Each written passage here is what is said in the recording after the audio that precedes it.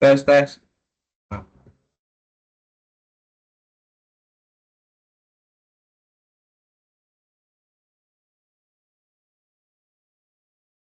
ada kan?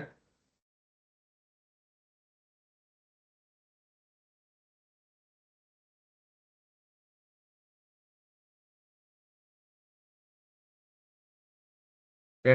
Assalamualaikum warahmatullahi wabarakatuh. Perkenalkan nama saya Wanaki Rahmat Reza dari kelas 2401 dengan NIM 1030 62 400 128. Di sini saya akan mengimplementasi paradigma struktur oriented procedural tentang sistem manajemen inventaris barang gudang online. Sini ada sedikit latar belakang. Jadi, pengelolaan stok barang secara manual bisa menyebabkan kesalahan dalam pencatatan dan menyebabkan keterlambatan laporan.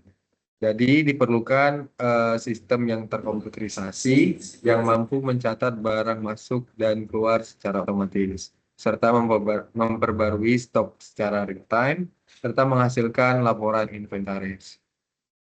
Di sini ada beberapa permasalahan. Yang pertama yaitu pencatatan manual sering menimbulkan kesalahan input data. Yang kedua, kesulitan memantau stok barang secara real time. Proses pelaporan masih lambat dan tidak efisien.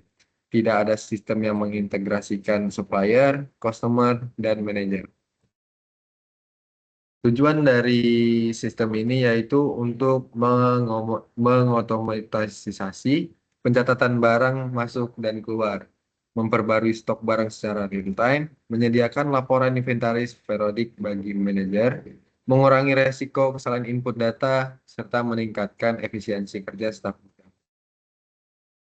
Ruang lingkup dari sistem ini mencakup yang pertama ada pencatatan barang masuk dari supplier, pencatatan barang keluar dari customer, pemutakhiran stok otomatis, terakhir yaitu ada pembuatan laporan untuk manajer. Ada juga batasan sistem. Yang pertama, sistem hanya berfokus pada pencatatan barang masuk, keluar, dan pelaporan stok. Yang kedua, tidak mencakup proses pembayaran, pengiriman fisik, maupun integrasi dengan sistem eksternal. Yang ketiga yaitu akses pengguna dibatasi sesuai permintaan supplier, staff, gudang, customer, dan manajer. Di sini ada konteks diagram di level 0.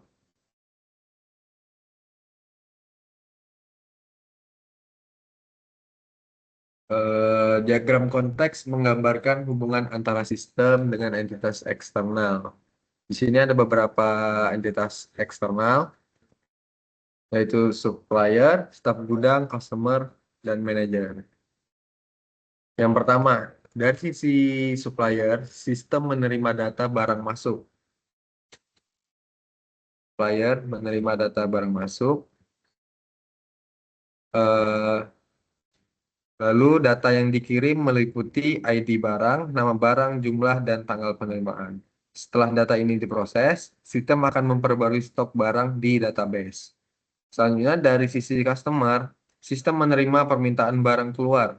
Staf gudang kemudian memproses permintaan tersebut dengan memeriksa ketersediaan stok barang.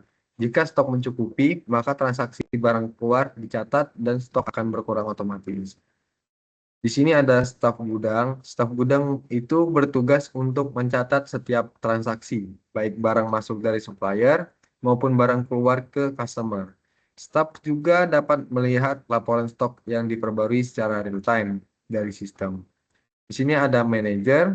Manajer sebagai pengguna akhir yang akan menerima laporan inventaris dari sistem. Laporan ini berisi ringkasan stok barang, jumlah barang masuk dan keluar, serta status gudang dalam periode tertentu. Dari semua interaksi tersebut, sistem menjadi pusat data yang memastikan bahwa seluruh proses pencatatan, transaksi, dan pelaporan dapat dilakukan secara otomatis, efisien, dan real time. Ini ada di level 1, seperti yang saya jelaskan tadi. Contohnya di sini ada proses. Yang pertama itu proses pencatatan barang masuk. Proses ini menangani penerimaan barang dari supplier. Staf gudang memasukkan data barang yang datang, seperti nama, jumlah, dan tanggal penerimaan. Sistem memvalidasi data tersebut dan memperbarui jumlah stok data barang. Catatan transaksi disimpan pada data transaksi. Inputnya yaitu data barang masuk dari supplier melalui staf gudang. Outputnya catatan transaksi masuk dan pembaruan stok barang. Data store-nya yaitu D1, data barang, dan D2, data transaksi. Proses ini memastikan setiap barang yang diterima tercatat dengan benar sehingga stok fisik dan data sistem selalu sinkron. Proses 2 yaitu pencatatan barang keluar. Proses ini mencatat pengeluaran barang kepada customer berdasarkan permintaan pesanan.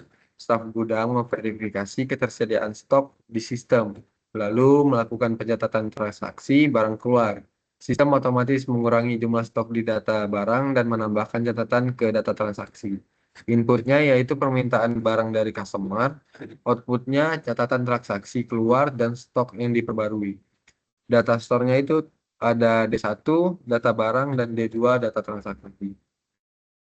Selanjutnya proses ketiga, pemutakhiran stok barang.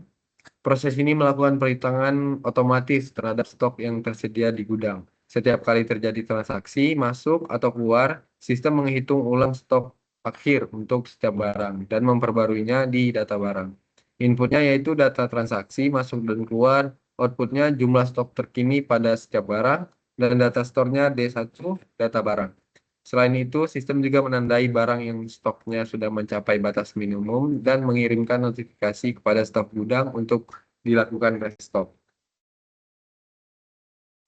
Selanjutnya, proses yang keempat, pembuatan laporan inventaris. Proses ini menghasilkan laporan inventaris bagi manajer. Sistem mengompilasi data dari data barang dan data transaksi untuk menghasilkan laporan periodik yang berisi informasi barang masuk, keluar, serta stok akhir. Inputnya itu permintaan laporan dari manajer periode waktu tertentu. Outputnya laporan inventaris lengkap dalam bentuk tabel atau PDF. Soalnya data store, D1 barang, D2 data transaksi, dan D3 data laporan. Laporan digunakan sebagai dasar pengambilan keputusan dan evaluasi kinerja gudang. Di sini ada PISPEC.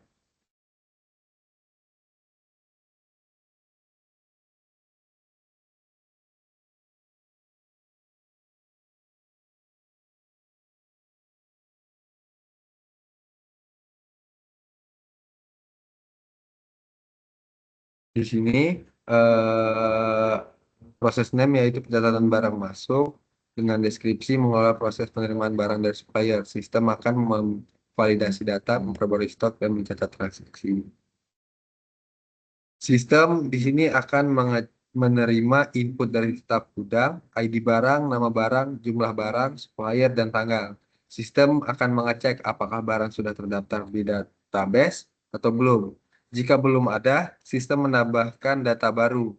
Jika sudah, sistem menambahkan nilai stok sesuai jumlah masuk.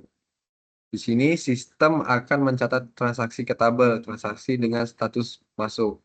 Sistem memperbarui total stok barang di tabel barang. Sistem menghasilkan notifikasi sukses dan mencatat log aktivitas pengguna. Selanjutnya proses yang kedua, pencatatan barang keluar. Di sini staf gudang memasukkan data pengeluaran barang seperti ID barang, customer, dan jumlah keluar. Sistem akan mengecek ketersediaan stok barang di database. Jika stok cukup, maka stok akan dikurangi. Jika stok kurang, sistem akan menolak transaksi dan menampilkan pesan error. Sistem mencatat transaksi keluar di tabel transaksi dengan status keluar. Sistem memperbarui stok barang dan menyimpan perubahan tersebut. Di sini ada proses ketiga, yaitu pemutakhiran stok barang. Setiap kali ada transaksi baru, baik masuk maupun keluar, sistem memanggil fungsi update stock. Fungsi ini membaca seluruh transaksi terbaru untuk barang tersebut. Sistem menghitung stok, Stok awal ditambah total masuk dikurang total keluar. Nilai stok disimpan kembali di tabel barang dan ditampilkan secara real time. Yang keempat, yaitu pembuatan laporan inventaris. Di sini manajer memilih periode laporan, baik harian, mingguan, atau bulanan. Sistem mengambil data dari tabel transaksi barang. Sistem menghitung total barang masuk, keluar, dan sisa stok untuk tiap barang. Sistem menyusun hasil perhitungan ke dalam format laporan PDF atau tampilan web. Laporan disimpan ke tabel laporan dan dapat diunduh oleh manajer. Di sini ada Entity Relationship Diagram atau ERD.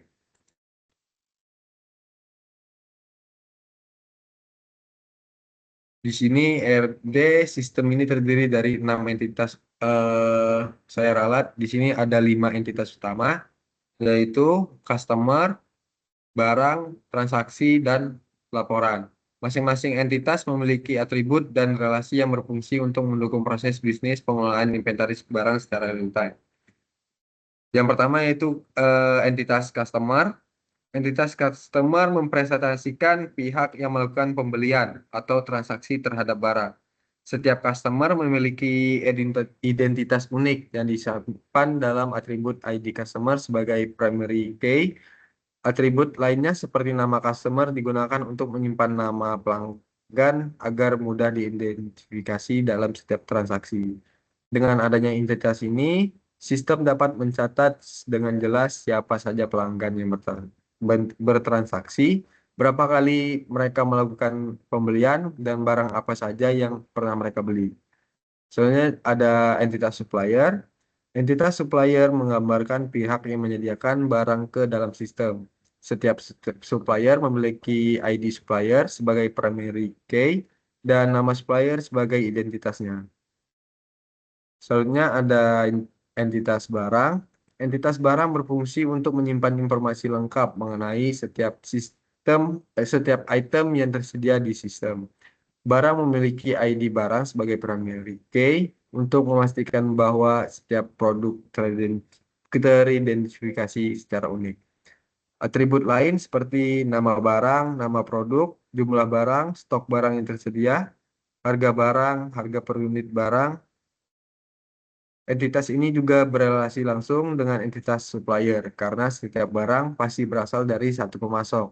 Hubungan bersifat satu supplier dapat menyediakan banyak barang. Selain itu, entitas barang juga berhubungan dengan transaksi karena setiap transaksi pasti melibatkan setidaknya satu barang yang dijual atau dibeli. Selanjutnya ada entitas transaksi. Entitas transaksi adalah inti dari sistem ini. Entitas ini mempresentasikan aktivitas jual beli antara customer dan supplier yang melibatkan satu atau lebih barang.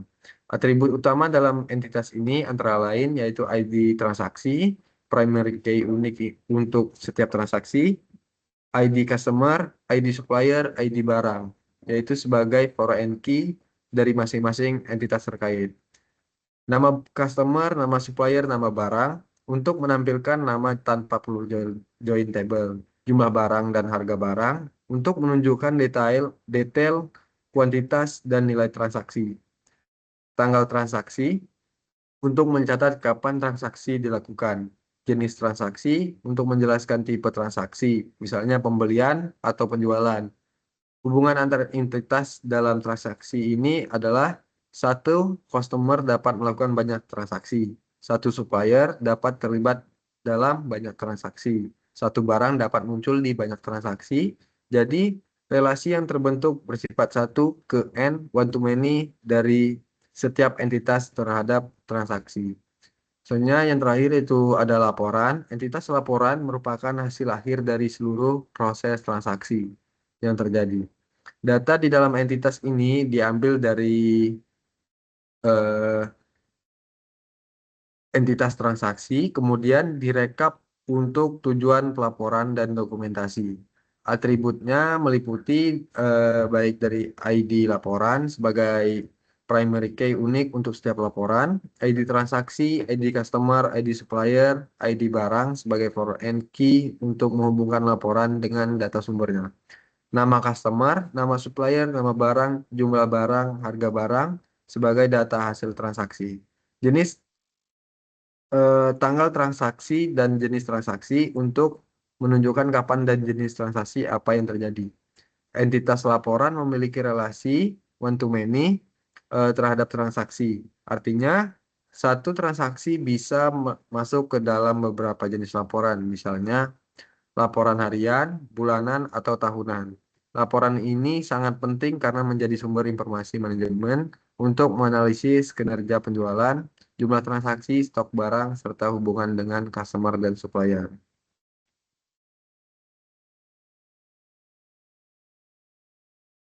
Selanjutnya ada kesimpulan. Berdasarkan hasil analisis dan perancangan yang telah dilakukan, dapat disimpulkan bahwa sistem online warehouse inventory management system mampu memberikan solusi efektif terhadap berbagai permasalahan yang sering terjadi pada proses pengelolaan inventaris gudang yang masih dilakukan secara manual. Sistem ini dirancang untuk membantu aktivitas operasional gudang, mulai dari pencatatan barang masuk, pencatatan barang keluar hingga penyusunan laporan stok barang secara otomatis dan real time. Dengan adanya sistem ini, proses pencatatan dapat dilakukan dengan lebih cepat, akurat, dan terstruktur. Fitur yang disediakan memungkinkan staf gudang untuk memperbarui data stok secara langsung setelah transaksi terjadi, sehingga meminimalisir risiko kesalahan data atau keterlambatan pembaruan stok. Selain itu, sistem ini juga memberikan kemudahan bagi manajer dalam melakukan pemantauan terhadap kondisi inventaris melalui laporan yang dihasilkan secara periodik. Ada sedikit saran untuk sistem ini. Yang pertama yaitu integrasi dengan sistem pembelian dan penjualan online, penambahan fitur notifikasi stok minimum, peningkatan keamanan data melalui autentifikasi dua faktor, pengembangan tampilan mobile friendly, dan terakhir integrasi dengan penyimpanan cloud untuk akses laporan jarak jauh. Dari hasil presentasi saya ini, apakah ada yang ingin ditanyakan? Oke, pertama saya mau bertanya, Ya, silakan Edi. saya akan bertanya apa permasalahan utama yang melatar belakangi pengembangan sistem manajemen inventaris barang gudang online ini. Permasalahan tentang pengembangan sistem ya. Menurut saya sih di sini yang permasalahan utamanya itu pengembangan sistem ini adalah kurangnya efisiensi dalam pengelolaan stok barang secara manual. Sebelum sistem ini dibuat, pencatatan eh, pencatatan barang masuk dan keluar dilakukan secara manual menggunakan buku atau spreadsheet yang sering menyebabkan kesalahan input data, duplikasi pencatatan, keterlambatan pelaporan, dan sulitnya memantau stok barang secara real time. Kondisi ini bakal membuat manajer kesulitan buat mendapatkan informasi terkini mengenai ketersediaan barang di gudang. Jadi, sistem manajemen inventaris online dirancang untuk mengotomatiskan pencatatan, mempercepat proses, dan meningkatkan akurasi data. Seperti itu, Mas Edi. Apakah sudah jelas? Cukup jelas, sama. Makasih. Sama. Apakah ada pertanyaan lain dari Mas Dika? Oke, eh, saya ingin bertanya. Saya Dwi Kayak sebenarnya perkenalkan nama saya Dwi Iqbal Jadilah. Boleh ya Mas di back di IRD-nya? Ya, di. Oh, ini. Ya. Nah itu. Nah, apa sih yang akan terjadi kalau relasi antara entitas transaksi dan barang di dalam itu tidak dibuat atau hilang? Jika tidak buat atau dihilang ya, Mas. Oke. Jadi di sini em, jika relasi antar entitas, transaksi dan barang tidak dibuat, maka sistem tidak dapat mengetahui barang mana yang terlibat dalam suatu transaksi. Jadi akibatnya data stok tidak akan terupdate secara otomatis saat terjadi barang masuk atau keluar. Hal ini juga menyebabkan ketidaksesuaian antara data transaksi dan jumlah stok sebenarnya di gudang, yang berpotensi menimbulkan kekeliruan laporan inventaris. Dengan demikian, relasi antar transaksi dan barang sangat penting untuk menjaga konsistensi dan akurasi dalam data dalam sistem. Seperti itu, Mas. Apakah sudah jelas, Mas? Oke, terima kasih Mas Rama, sudah jelas. Oke. Oke, terima kasih buat teman-teman yang udah mendengarkan presentasi saya hari ini. Saya tutup dengan wassalamualaikum warahmatullahi wabarakatuh. Waalaikumsalam warahmatullahi wabarakatuh.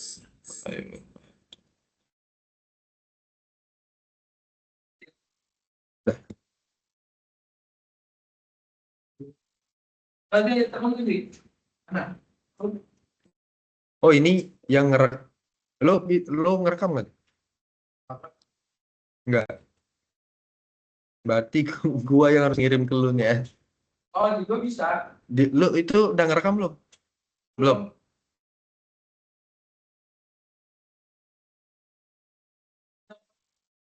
Ya, tikan perekaman. Dadah. Udah.